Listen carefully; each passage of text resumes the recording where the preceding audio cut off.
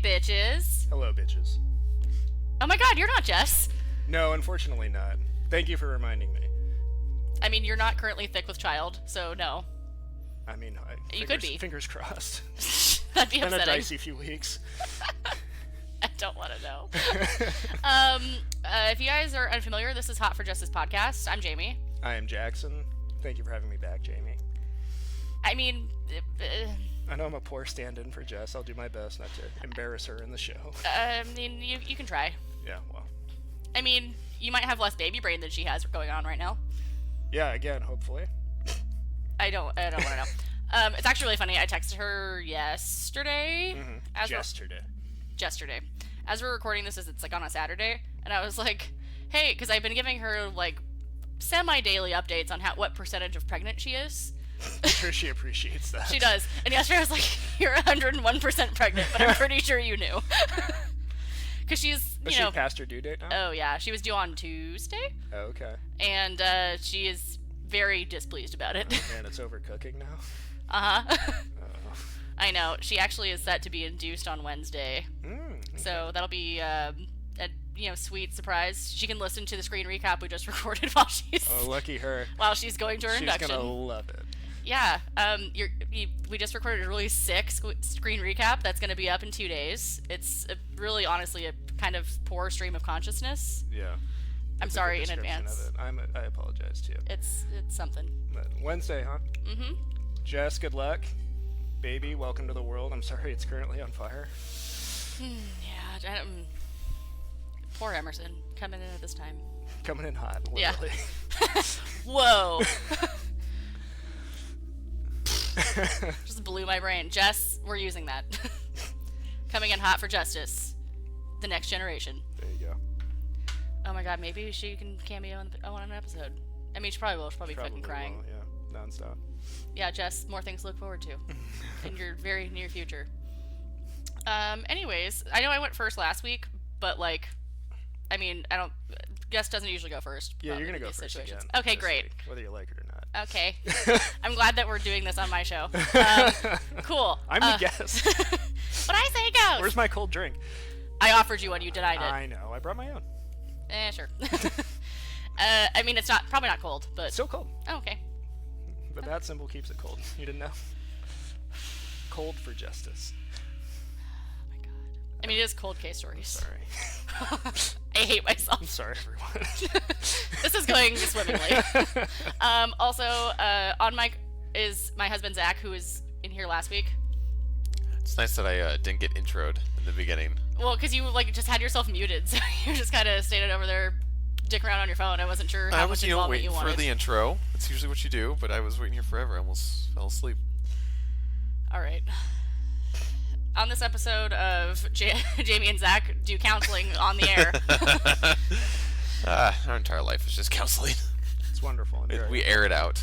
I'm glad you're here for this. Yeah, me too. Me too. I need a witness. Anyways, he's here for color commentary, and if we ever need a fact check, aka a Zac-check. That's me. Patent pending. Yes. So I think now we need you to just kind of be the voice of reason in the background, just kind of in general, because Zac-check is too good not to use. I think you're right. Yeah. So Jess, I'm sorry I workshopped this without you, but this is our life now. The decision has been made. Yeah. What you get for having a baby. Yeah. At least for the next few weeks. And I mean, I guess Wes could do it too. It'll be a Tad check. Yeah. If you didn't know, her husband Wes, his real first name is Tad. I didn't know that. Jeez, just throwing it out there. Sorry, Wes, I just outed you on the internet. Anyways, here we go. So I'm doing a series of murders called the Gypsy Hill Murders. This started out because I was looking up one of the murders, like, independently, and then I found out, upon further research, that it was actually, like, a serial killing. And it may or may not be two killers. I'll get into that. So I got most of this information from a website called listverse.com, as well as, Wikipedia, my favorite. Nothing but great research going on in this house. I mean, I didn't not Wikipedia my story either, so... It's just so useful. I mean, Wikipedia is honestly kind of the shit. However, though, I don't think anyone's touched this page since, 2006, but that's fine. Like I said, that's why I did most of my research elsewhere. But most of like what I'm reading off of is from that list verse page, because they did a really good job. So the Gypsy Hill Murders murderer is also known as the San Mateo Slasher. Claimed at least 4 lives in 1976. Each killing occurred in the rural environs. That's a fucking. That's a good word. That's $1 million word. Of Northern California, San Mateo County, not far from Gypsy Hill Road. All the victims were stabbed to death. Even worse, they're all sexually assaulted before they were killed. Despite some promising leads, the case went ice cold before 1976 became 1977, which is honestly like really fucking upsetting. Yeah, it's a really short period of time for them to be like, well, like, it's fine. Sometimes shit happens anyway. Like literally. Love the police. So, it stayed cold until 2015 when a 67-year-old man was named the primary suspect in 2 of the murders. Police in Nevada also linked one of their cases to the Gypsy Hill slayings, thus bringing the total number of corpses to at least 5. This article was written in 2018. 2018 could very well be the year that the mystery of the Gypsy Hill murders is finally put to rest. Spoiler alert, it has been. Because this article was written before the trial happened, and I looked at that too. But anyways, neither here nor there. So the first crime of the killer was discovered by police on Thursday, January 8th, 1976. On that date, the front page of the San Mateo Times newspaper reported that 2 people had been found murdered in San Mateo County. One of the murder victims was Benito Benny Navarez, a 43-year-old man whom police found stabbed to death inside of the Casa Mateo Inn. The newspaper reported that Navarez, who was unemployed and had been staying at the inn for many months, was found with a large knife sticking out of his chest. Navarez had been dead for at least 3 days by the time that his body was found. The other victim, 18-year-old Veronica Ann Casillo, was discovered by 16-year-old David Littman. What a name. 16, too. I know, yikes. Could you fucking imagine? Yeah, and it's horrible. Great. He found Casillo's body while walking on through a golf course in the town of Pacifica. Her nude body was found near a creek that ran close to the golf course. She had been stabbed over 30 times.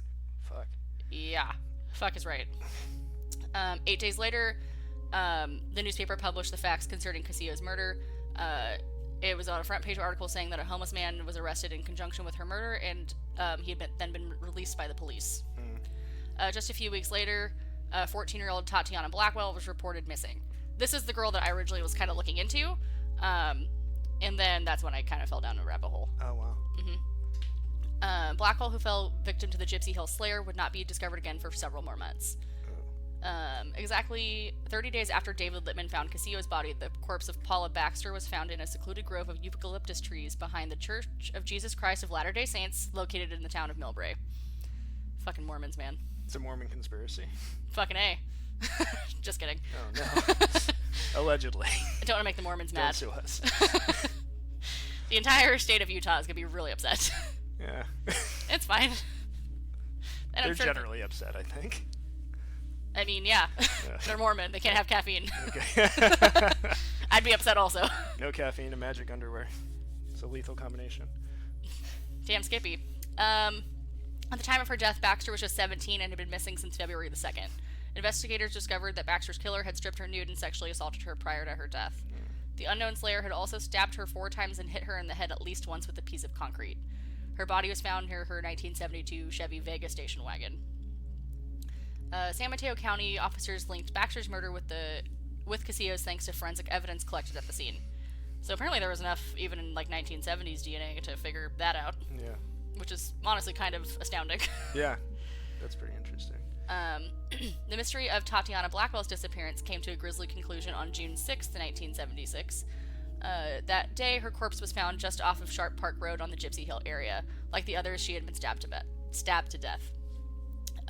Tatiana, who was known as Tanya to her friends, was seen traveling to a nearby 7-Eleven. Many decades later, John Blackwell, her older brother, would say at a press conference that her death emotionally destroyed his parents. Quote, "The first time I ever saw my daddy cry was at the funeral," end quote.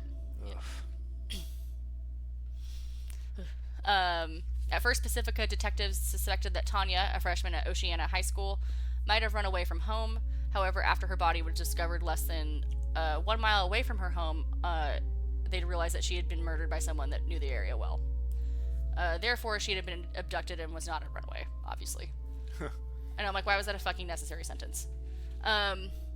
It's wild in that time period how, hesitant anybody is to Be like, oh, someone like has Yeah. been abducted. Oh yeah, they're like in their early 20s or they're a teenager. Like, oh, they probably ran away. It's fine. They fucked off. Bye. And like nobody gave a fuck. Yeah. Like, oh yeah, like my teenage kid just like ran off. Like later days. Yeah. Like the concept of serial killers wasn't even like a thing until the late 70s. Right. I mean, like this is like right in the middle of like Ted Bundy's prime. Yeah. The golden age of serial killers. I mean, truly. Yeah. Like unfortunately. Yeah. 26-year-old Carol Lee Booth, known as Beatty to her friends, was last seen alive in San Francisco. Specifically, eyewitnesses saw her walking home from a bus stop on Arroyo Street in South San Francisco. People that knew Booth said that she frequently walked home via a shortcut that took her between the Kaiser Hospital and Mission Road. It's weird, I know that area like really well because I used to work over there. Jaymie did it. Yes, it happened approximately 20 years before I was born, but it's fine. It's a pretty good alibi, but I'm not sure I buy it. Quick segue. What do we call it? A Zac-check? Yes, We should need to have like a theme song play. absolutely not. buzzer. First of all, I don't edit this bitch already, and it's not going to start happening now. Put in the Inception bong. But I checked the first time the term serial killer was actually used, and Robert Kenneth Resler was an FBI agent and author. He played a significant role in the psychological profiling of violent offenders in the 1970s, and is often credited with coining the term serial killer. I think he's who the one character in Mindhunter is based Yes, I was just gonna say that. Yeah, and I mean, like that's what the whole like show's about, and also, and how Criminal Minds, like that whole idea is like came Yeah. from that too. on. Behavioral sciences. Yeah, it's nifty. Thank you for the Zac-check. Zac-check out. Oh my god. Just burning it down. I want a fucking divorce. You heard it here first, folks. They're crumbling at my marriage. What a juicy episode. Jaymie gets divorced. This shortcut between Kaiser and Mission Road regularly took Booth close to the El Camino driving range, which, being a golf course of sorts, linked the murder with the Casillos. Months after her husband reported her missing, Booth's corpse was found in some brush not far from her shortcut. She had also been stabbed to death like many of the other victims. Her body had been dumped in a shallow grave not too far from a creek, this one being the Colma Creek. Denise Lamp loved her 1964 Ford Mustang. I can't fucking talk today, that's great. Sadly, she would spend her last minutes alive in her car while her killer brutalized her. That was some great verbiage from this article. Lamp was seen at the Serramonte Mall in Daly City last. She was returning to her car, which was reportedly parked between a Denny's and a Macy's department store. What a way to go. In between a fucking Denny's and a Yeah. Macy's. You have any hot takes on Denny's? I know you have opinions about Denny's. What? I mean, I don't know what I'm supposed to say. Actually, you know what came up on my Snapchat memories the other day? You remember when you, me, and Russ, R.I.P. our old roommate, he's not dead, he just doesn't live with us anymore. He's dead to us. He's dead to us. I really hope him or his fiance listens to this. Anyways. Actually, I think Erica might. Anyways, neither here nor there. We went to Denny's once in Pleasant Hill, and it was the worst experience of our lives. Oh, that's right. It was so bad. I mean, Denny's is already, like, kind of, like, low-key disgusting, but we went in there once, and, like, Zach gets his coffee cup that has, like, just, like, really huge lipstick stain on it. Hey! With fresh coffee, and I'm like, so this isn't gonna happen. Somebody likes you. Yeah. And the sign outside the door was, like, broken, and we're like, maybe this isn't a good sign, literally. Walked in, that happens, and then, like, I think there was a hair in Russ's food. Probably. It was a hot mess. Which Denny's in Pleasant Hill was it? The one near, like, the Willows. Oh, okay. Is it the Willows? Like, Yeah, the where, shopping center. and Yeah, Yeah. with, like, the jungle. everything? Yeah. Yeah. I mean, we haven't been there since. I mean, I don't think we've been to a Denny's since. But... I was there last December with my roommates when we got our Christmas tree. Oh my god. And my roommate Belinda got some horchata ice cream. Was it less disappointing than the experience I just... I did not try it, but my food was fine. Yeah, so my Snapchat memory was a picture of your, like, gross coffee cup, and it said Denny's, more like disappointment. And I had a good little giggle at that. That is pretty good. But yeah, I'd be really fucking pissed if I was killed in a Denny's parking lot, needless to say. Or a Macy's parking lot. True. It's very true. So, a native of Broadmoor? Broadmoor? Broadmoor. Broadmoor? Broadmoor? I think it's Broadmoor. I don't know. Who's to say? Not my dumbass. Lamp was found dead shortly after 10 p.m. that same night. The 19-year-old had been stabbed about 20 times in the chest and the arms. Damn it. I know. The first person to find her body was a mall security guard named John Ward, who had just happened to be her boyfriend. Oh, fuck. God, how upsetting. That is wild. Like, how, like, could you imagine, like, doop-a-doop-a-doop, oh, that's my girlfriend's car. Fuck. That's probably, like, why she was there. She was going to meet him or something like that. Could be. Well, I mean, like, she was also shopping at the mall. Yeah. But either way, Jesus Christ. And a strange coincidence, her murder occurred less than 90 meters, which is 300 feet, from an earlier Daly City murder. This one involving Richard E. Post and Ruth Wilhelmsen? That's good enough. Wow. Yeah. The April murder of Denise Lamp marked the 16th homicide in San Mateo County that year. Holy shit. I know, 76 was a fucking crazy time to be That in is San Mateo County. Wild, yeah. The Gypsy Hill murders happened exclusively in San Mateo County. However, DNA evidence highlights the fact that the slayer in Northern California might have killed a victim in Reno, Nevada. February 24th, 1976, 19-year-old Michelle Mitchell. God, it wasn't... That's a cruel Oh, name. Michelle Mitchell, yeah. That was from the last episode that we did. No. There was a kid named Michelle and a kid named Mitchell. Yeah. Yeah, but this is one human named Michelle Mitchell. I know, that's just funny that... I know, like, what are the odds? I didn't do that on purpose. She experienced a vehicle breakdown. Her car was stuck at the intersection of 9th Street and Evans Avenue in Reno. Since Michelle's vehicle is not far from the campus of University of Nevada, Reno, where she attended, and I actually, fun fact, I almost went there for college. Really? Almost. Yeah, I know. The fucking face you made is honestly, like...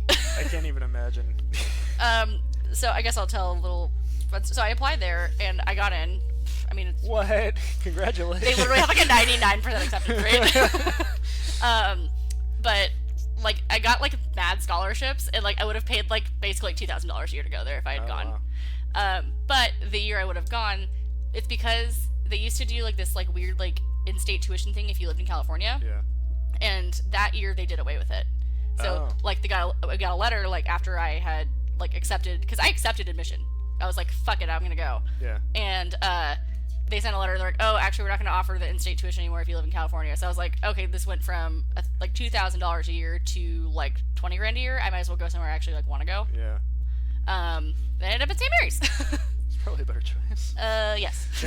and also a fun fact, Brandon went to University of Nevada, Reno for a year. Explains a lot. It does. Sorry, Brandon. Jeez.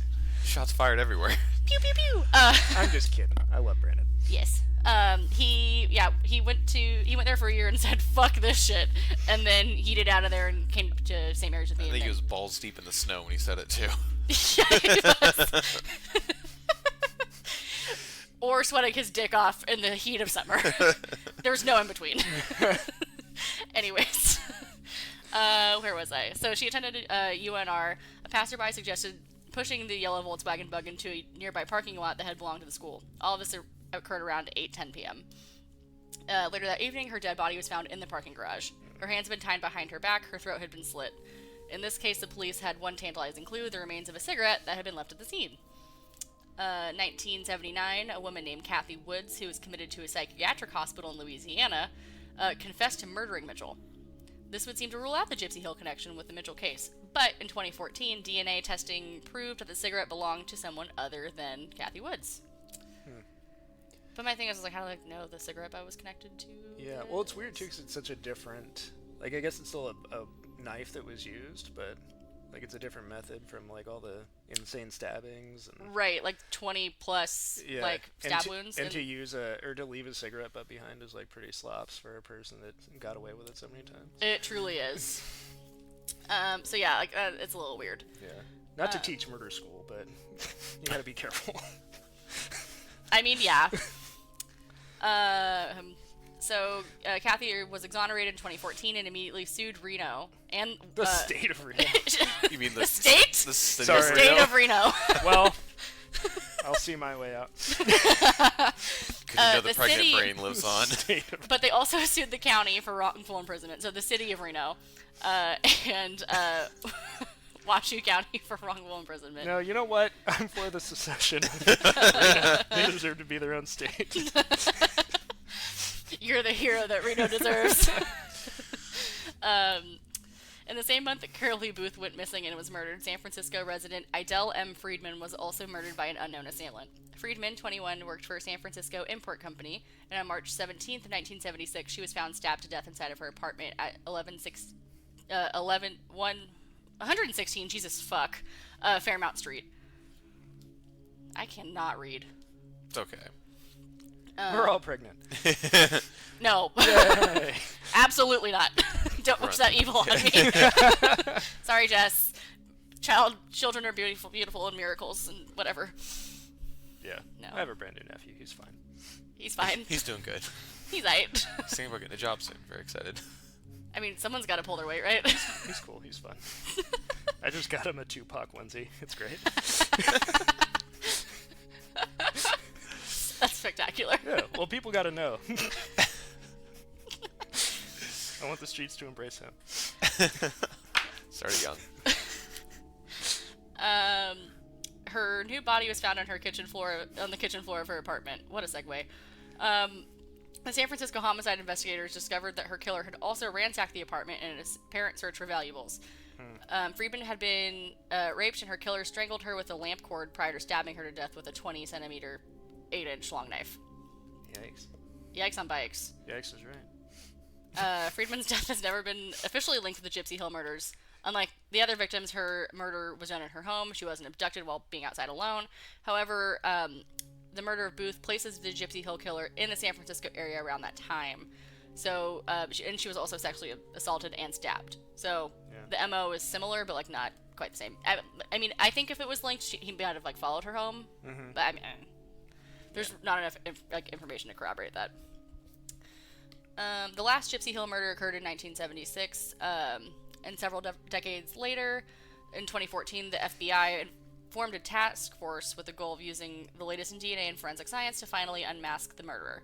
The first major breakthrough orchestrated by the FBI was the exoneration of Kathy Woods, and at that time, Reno police didn't want to completely rule her out as a suspect. Some suggested that she had just been an accomplice. Because it's really weird that, like, from, like, I don't know how far away Louisiana is from Nevada. Zac-check. P-far. Yeah, Zac-check is on it. But, like, I don't know, like, why you would, like, cop to that if you didn't do it. I mean, there's, like, a whole thing, like, people do that shit. I mean, yeah. But, I mean, like, did she, like, live there at the time? I have a lot of questions. It does seem like she would have, like, at least known that person, or... Right. Yeah. So, yeah, keep Zac-checking that, and then I'll get back to it. What do you want to know exactly? Sure. How far away Louisiana is from Reno, the state of Reno? The free state of Reno. Alright, so Nevada to Louisiana is approximately 1,830 miles. That's hella far. Especially in, like, 1976. It's a 29-hour drive. Those are 76 miles. Whoa. So April... oh, wait. Sorry. I'm skipping ahead. Elsewhere in San Mateo County and San Francisco, FBI agents revisited eyewitnesses and those who knew the victims to, quote-unquote, jog their memories. All of this hard work would eventually pay off when the first major and most valuable suspect in the Gypsy Hill case was named and arrested. In April of 2017, a 68-year-old man named Rodney Lynn Halbower... Yeah, sure. He pleaded guilty... My doorbell just rang. That's Somebody's awkward. at the door. Look at a package. Ooh. Maybe it's my protein. Anyways, that's neither here nor there. He pleaded not guilty to the murders of Casillo and Baxter. Judge Donald Ayoub set the accused bail at a whopping $10 million. Oh my god.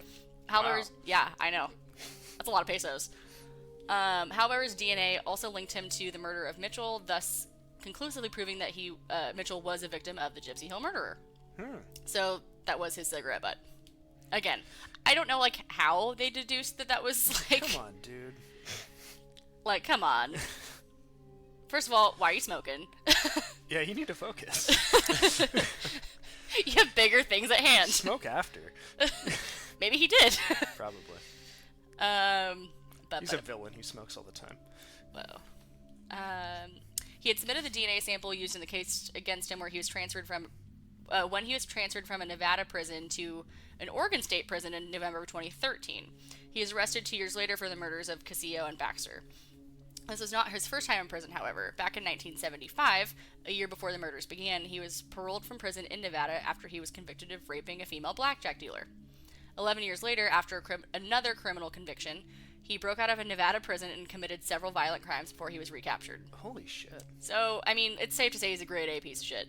Yeah, that's crazy. It's like the thing people are like afraid of that you didn't know was real. Like somebody gets out and immediately goes on a killing spree.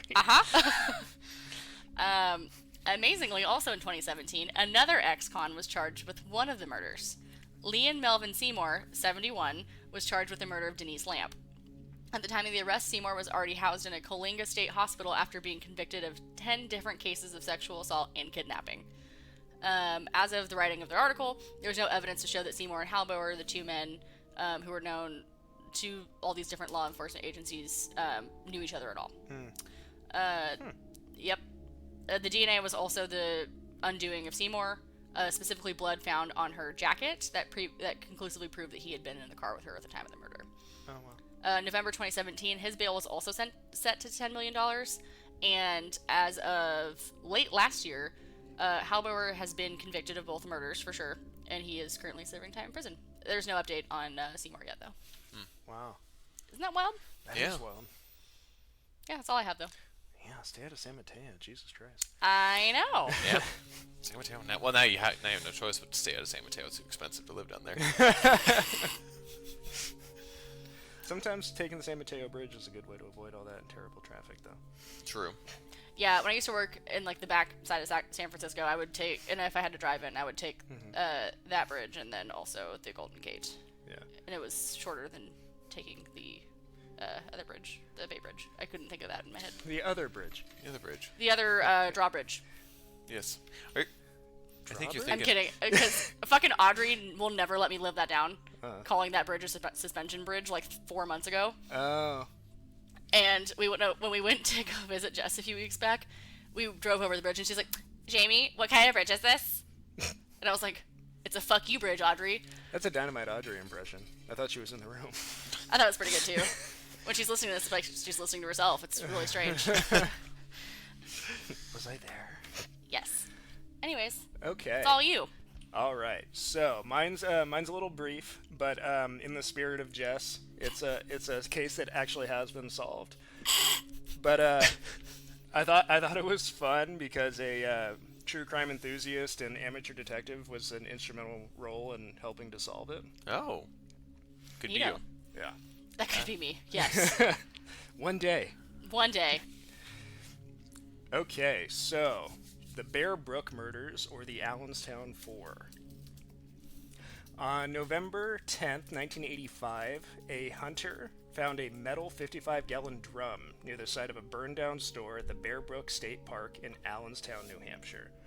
So, just a bummer of a hunting trip, and just barrels are ruined for him for the rest of his life. I will say, when you sent me this, I immediately thought of like what is like the third or fourth season of Dexter. Dexter? Yes. Oh yeah. The Barrel Girls. Yeah. But it's not like that at all. There was no Dexter to seek revenge. Where's Michael C. Hall when you need him? Where is Michael C. Hall? We actually just, before you got here, we watched an episode of Doc Now that he was on. Oh, okay. Yeah, he was a professional bowler in that episode. In like the time of Dexter, that period, he was like my pick to be Matt Murdock. If Oh, we really? were going to do an MCU Daredevil, I thought he would have been great. But now I can't see anybody but Charlie Cox. He is Daredevil. Anyway, digressions. Inside the barrels were the bodies of an adult female and young girl wrapped in a garbage bag.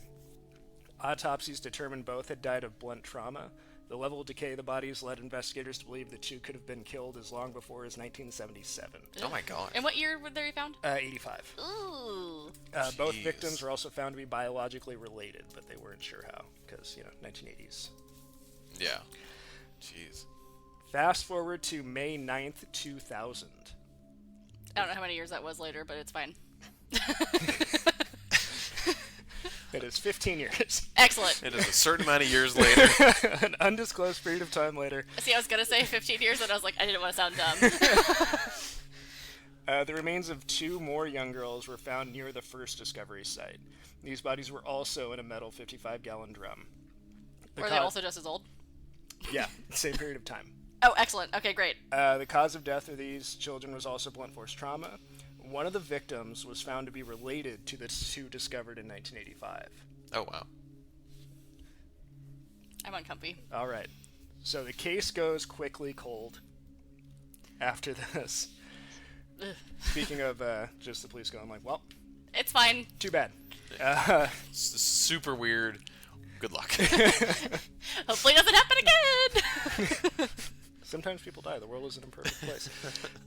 In 2017, DNA evidence led investigators to announce that Terry Peter Rasmussen, who was the most likely suspect. He also went by Bob Evans. Of course he did. Yeah. He also went by one of the simplest names ever. His identity was confirmed via DNA from a son from his first marriage. So, okay, when I read that, I was just like, my job, first of all, I read this at 4:30 in the morning. Yeah. And I was just like, what? Go on. He was also confirmed via DNA to be the biological father of the 2 to 4 year old girl who was the fourth victim found in the barrel, who was not related to the other three. Oh. Like, okay, so again, reading it made me uncomfortable the first time, and just now hearing it out loud, like, made my stomach, like, actually, like, do, like, a... Yeah. He is believed to be responsible for several other murders, including that of Denise Bodine, his known girlfriend who disappeared in 1981 when he was going by the name of Robert Evans. He was convicted and sentenced for her murder in 2002 and died in prison in 2010. Good. Wow. Yeah. Fucking asshole. Fuck off, Bob.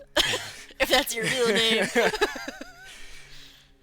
Though investigators had identified Rasputin as the man who Don't be sorry. likely killed the 4 Bear Brook victims in 2017, the victims' identities were still a mystery at that point. Oh shit, so they didn't even know. Yeah, they didn't know who they were. They knew he killed them. Much less Yeah. that he was fucking related to one of them. Mm-hmm.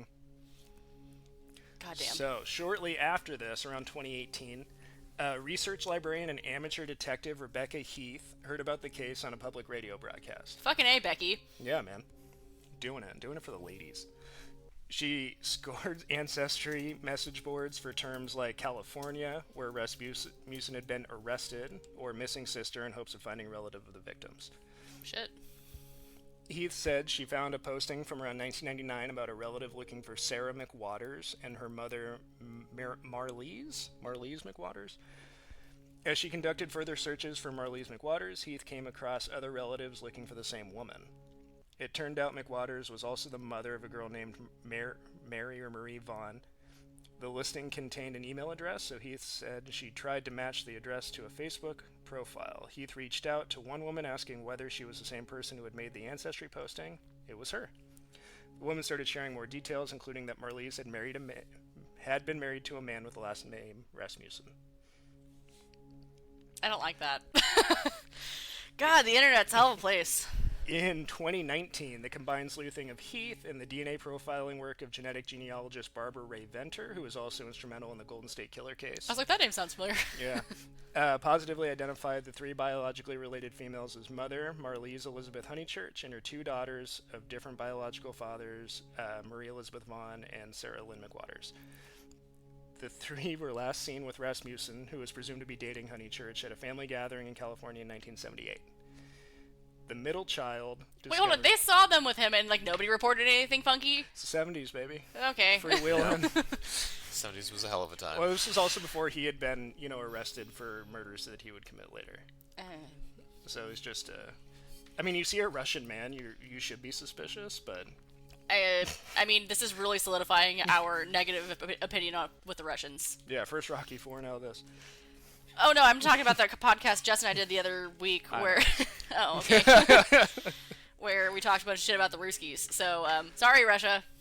Yeah, give us our country back. The middle child, Rasmussen's biological daughter, currently remains unidentified.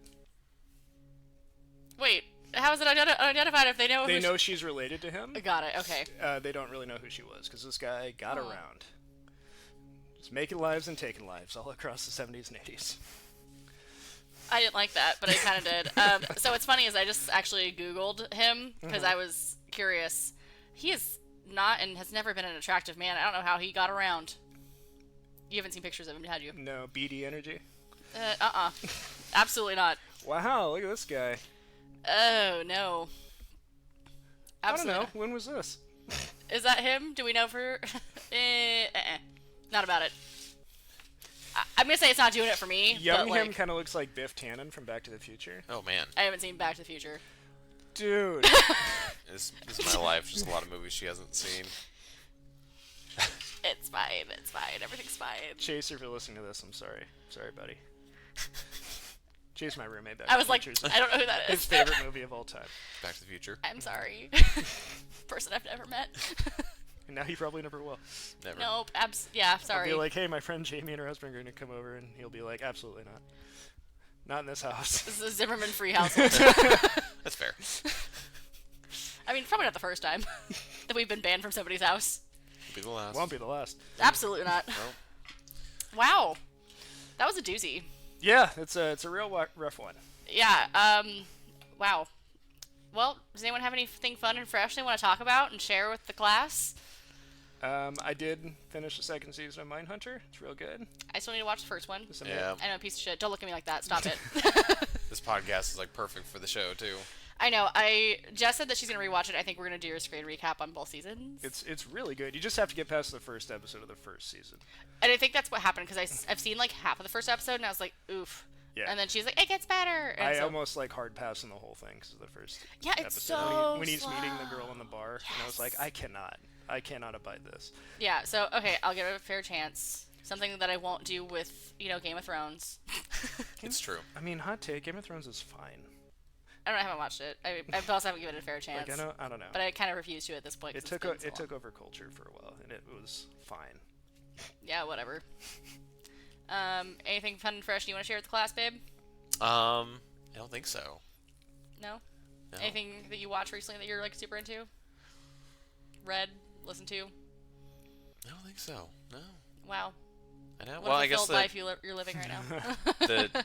I guess peering behind the curtain here, it's well, we're about to record the first episode of my podcast. Yeah, that's what I was trying to dig at. I'm Yeah, really okay. glad that. All Okay. right, well, there we go. It's I didn't want to say it because I've said it on my podcast before and Your podcast. my podcast. Your podcast. But you didn't do anything, so Yep. So now this one looks like it's Made her gonna be look like a goddamn fool. not the first time, not the last. last. Look, I put myself out there on the internet. I've never said it's good.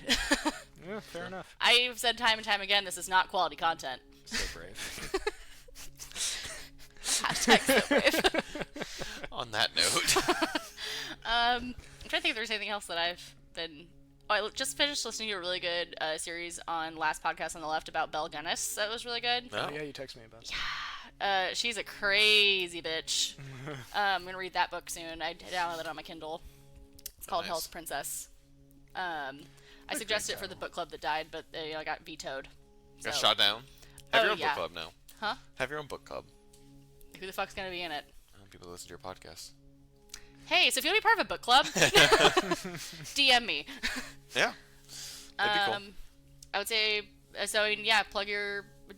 Are you on Instagram, Twitter, Facebook with your podcast? It is. I It's can, all like, link it and shit Weekend in the show Plans notes. podcast on Twitter and Instagram. So I'll Oh. be promoting that episode there. Yeah, I'll post links. You can find it podcast services slowly as they go up. Yeah, we don't know when it's going to be up. It might not be up this week because it takes a hot minute for Apple to be like, yeah, your shit's cool. You can be on the internet. Yeah, so it might be next week, but it'll be Weekend Plans. That'll be the podcast. So. Yeah, Subscribe to that, and it'll be, I don't know if it'll be a weekly thing, but it's going to be, it'll be something. yeah, it's covering movies, games, Sure be something. It's going to be a podcast. TV shows. Podcast. Podcast. Even sports. Covering everything. Yikes. That's why I have select people just to come in and out and talk about different things. Yeah, you're going to have a rotating table of bitches that you're going to have. I'm gonna try. Cool. So. Cool. Cool. I'll link your social medias and shit too. You don't do that, so it's fine. Yeah. Not on Twitter, not on Instagram. Stop using Facebook. Sorry, everybody. So, if you care what Jackson's doing, then don't. Maybe you'll bump into him on the streets. Maybe. Who knows? Anyways, I think that's all I got. I think so. It was a good episode. I liked it. All right. Yeah. Okay, bye! Bye.